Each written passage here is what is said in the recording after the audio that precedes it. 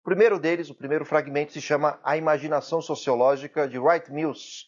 Por quais motivos a sociologia nasceu no século XIX? E é esse que eu vou discutir hoje com vocês.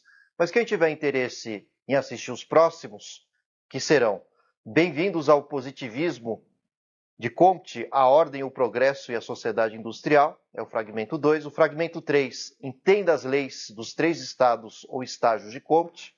Fragmento 4, A Crítica ao Positivismo, o Eurocentrismo e o seu Colonialismo.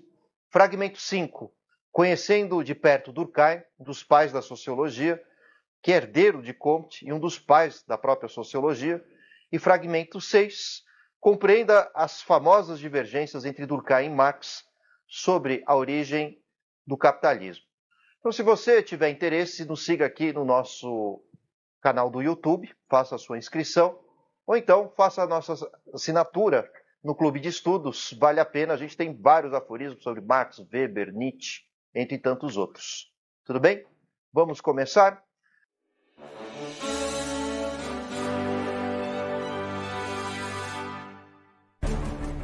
Bom, então esse fragmento número 1 se chama Imaginação Sociológica de Wright Mills, por quais motivos a sociologia nasceu no século XIX. Na verdade, Wright Mills é um sociólogo norte-americano que no ano de 1959 ele escreveu um livro chamado A Imaginação Sociológica. E a grande preocupação desse sociólogo norte-americano era tentar entender por que a sociologia nasceu em fins do século XIX. Bom, de fato, isso aguçou a imaginação sociológica de Durkheim, Marx e Weber. Weber e Marx nós já fizemos alguns estudos, falta o Durkheim, né, que vai ser tema do final desse aforismo e do próximo, número 16, mas a grande ideia do Wright Mills é perceber que ocorreram uma série de transformações na Europa no século XIX, entre elas a Revolução Industrial, as transformações urbanas, e antes disso a gente não pode esquecer das revoluções burguesas e também da Revolução Científica no século XVI e XVII, que produziram uma série de transformações no pensamento ocidental. Bom, então eu queria explicar o pensamento do Wright Mills, porque ele vai dizer que a sociologia, quando nasce no século XIX, é herdeira de 3 revoluções anteriores a ela, e que foram determinantes e influenciaram o surgimento desse pensamento sociológico no século XIX. Então eu queria, nesse encontro, a gente pensar também por que a sociologia não é a mesma coisa que a filosofia, por que ela não é a mesma coisa que a psicologia e nem a história, embora muitas vezes dialogue com elas. Então, todos esses elementos, o Wright Mills vai ajudar a gente a entender. Ou seja, qual é o caráter sui generis? Qual é a especificidade dessa ciência que nasceu no século XIX, que é a sociologia, que é um tema importante, afinal de contas, assim a gente fecha os grandes autores que nós estamos estudando, os pais da sociologia, pelo menos os mais estudados, Marx, Weber e falta o Durkheim. Pois é, então como eu disse para vocês, em 1959, Wright Mills escreve o livro Imaginação Sociológica, e ele vai dizer que 3 revoluções anteriores ao surgimento da sociologia foram determinantes para a eclosão dessa ciência tão importante. Quais foram essas 3 revoluções? Foram as revoluções científica, as revoluções democráticas, que são as revoluções burguesas, e a revolução industrial. Então vou dar aqui um panorama do que o Wright Mills vai mostrar para a gente, como essas revoluções criaram embriões para que a sociologia nascesse no século XIX. O que foi a Revolução Científica? Inclusive, a gente depois vai gravar um aforismo só sobre a Revolução Científica, falando desses autores importantes, são Copérnico, Galileu, Descartes, assim como também Newton, Kepler, Giordano Bruno. Mas todos esses autores vão participar de uma transformação científica muito importante que foi originada nas mãos do Copérnico, por isso a Revolução Copernicana, que foi a descoberta do movimento da Terra em torno do Sol. Vale dizer que gregos e pensadores medievais tinham certeza de que, na realidade, a Terra era o centro do universo. E quando se descobre o movimento da Terra em torno do Sol, muda-se tudo radicalmente. É um choque na cultura ocidental, principalmente erudita, já que a sensação que se criou é que a Terra não é o centro do universo, Deus talvez nos tenha deixado vagando num corpo celeste, entre tantos outros, vagando por aí nesse universo infinito.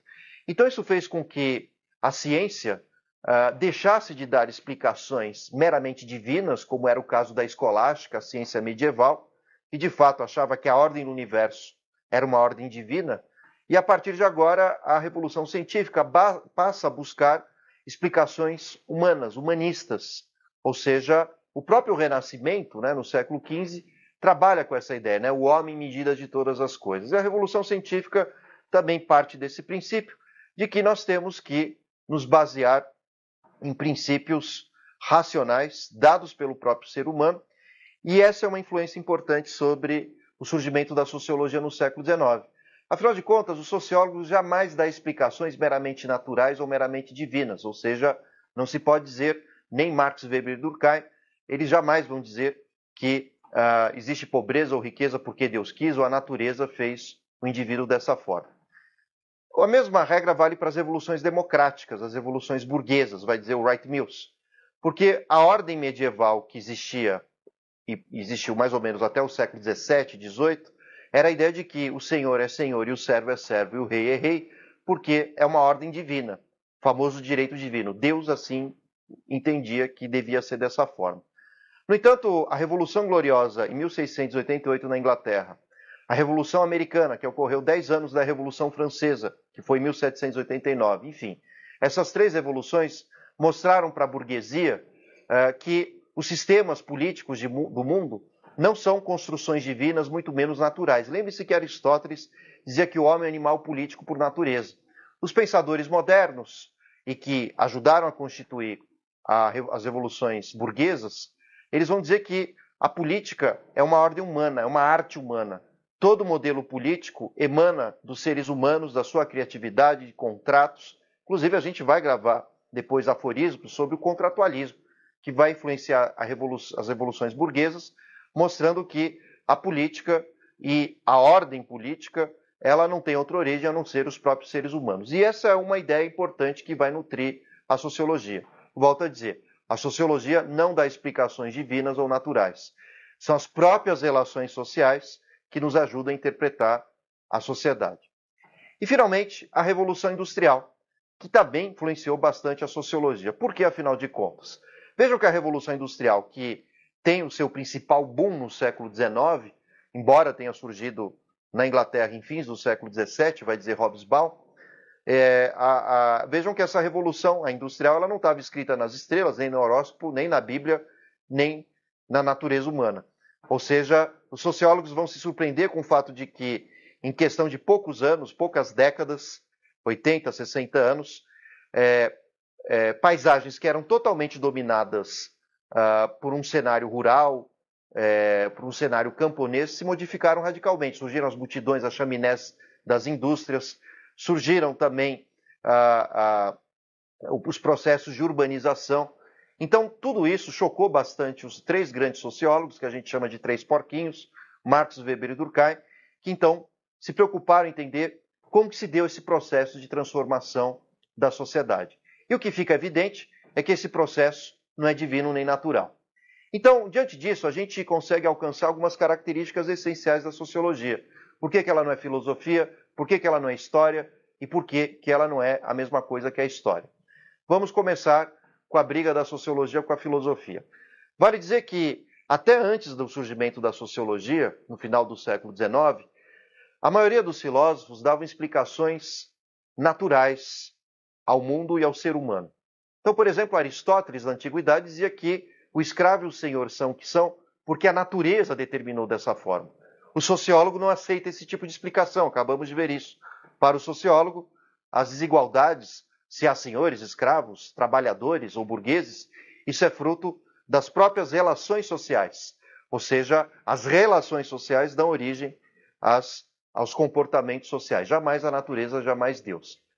Então, depois que a sociologia, digamos assim, derruba o argumento naturalista sobre o funcionamento da sociedade, que acompanhou inclusive autores do século XVII e XVIII, como Hobbes, Locke, embora eles digam, né, que a sociedade tenha surgido de um contrato, o Hobbes dizia que o homem é lobo do próprio homem, o Rousseau, o homem é um bom selvagem, então, bem e mal não são categorias naturais, esse é o ponto, mas sim construções sociais. Claro que o Estado, para os contratualistas, a gente vai ver isso depois, num outro fragmento, o Estado teve origem nas relações sociais, mas jamais bondade, maldade, isso não são atributos naturais, são construções sociais. Então, depois que a sociologia fez essa crítica à filosofia, vale dizer, a própria filosofia, ela começa a modificar o seu perfil, buscando aspectos sociológicos, dando explicações sociais e não mais naturais, pelo menos é o que a gente vê na filosofia contemporânea. Segundo ponto, né? Por que a filosofia não é a mesma coisa que psicologia? Podemos dizer perfeitamente que o papel do psicólogo é estudar o indivíduo, salvo o caso da psicologia social, mas ainda assim foca no indivíduo, no seu contexto, mas o psicólogo ele está atrás de um distúrbio, de uma anomia, de um comportamento diferente, digamos assim, pode ser uma depressão, seja lá o que for, mas que foca o indivíduo. Já o sociólogo ele busca regras comportamentais que são gerais, né? Ou seja, aquilo que modela a sociedade como um todo. Então a gente pode dizer que o psicólogo foca no indivíduo, o sociólogo no coletivo. Por exemplo, quem aqui tem celular? Acho que todo mundo. Isso é um fenômeno social, é um assunto do sociólogo. Agora, se um dia eu entrar numa sala de aula e eu encontrar um aluno batendo, um único aluno batendo a cabeça na parede, claro que eu vou direcioná-lo a um psicólogo, esse é um distúrbio. Agora, se de repente eu entrar numa sala de aula, e assim será até a formatura dos meus alunos, e todos eles, sem exceção, estão batendo a cabeça na parede, aí a gente vê que isso é uma regra, é um comportamento, é um padrão. Isso é assunto do sociólogo. Então, o sociólogo estuda o coletivo, o psicólogo o individual. E, finalmente, qual é a diferença do sociólogo para o historiador? Bom, o historiador tem como foco, geralmente, não é uma regra, mas geralmente estudar um período da história da humanidade. Por exemplo, o historiador pode perfeitamente estudar como era a MPB, a música popular brasileira, na década de 60. E vai fazer um belo estudo sobre isso. Já o sociólogo, ele precisa da história, mas o foco do sociólogo é sempre estudar a metamorfose, aquilo que Augusto Comte chegou a chamar de morfologia social. São os processos de transformação da sociedade. Bom, diante disso, a gente percebe então que o foco do sociólogo é estudar os processos de transição. Então a gente estuda a êxodo rural, a gente estuda como era a sociedade antes e depois do celular, como que a sociedade passou a ser depois da urbanização. Repare então que o sociólogo está sempre estudando como era antes e como passou a ser depois. Então, só para fechar aqui nosso aforismo, a gente pode dizer, grosso modo, que a sociologia tem 3 regras básicas. Primeiro, estudamos comportamentos coletivos, jamais individuais. Raros casos, né? Norbert Elias era um caso, mas depois a gente vai gravar um aforismo sobre ele. Então, estudamos comportamentos coletivos, não individuais. Segundo, estudamos comportamentos que atuam na sociedade como padrões. Por exemplo, todos aqui usam celulares. Não precisa ser todo mundo. Ou pode ser um grupo específico que tem comportamento regulado de formas permanentes. Por exemplo, todo ano numa cidade X acontece uma festa popular. Isso é um assunto do sociólogo, porque tem uma recorrência no caso. Então, o último elemento é que o sociólogo procura estudar os processos de transição, de transformação. Então, lembre-se disso. O sociólogo estuda regras coletivas ou padrões coletivos, estuda processos de transformações da sociedade e, finalmente, a gente não pode esquecer disso, jamais e sob hipótese nenhuma damos explicações naturais ou divinas. Por isso mesmo que, por exemplo, o gênero é diferente do sexo. Sexo é biológico, sexo masculino ou feminino. Agora o gênero ele é diverso, está sempre em construção e transformação. Então vejam só que interessante esses assuntos, né? Espero que vocês tenham gostado desse aforismo.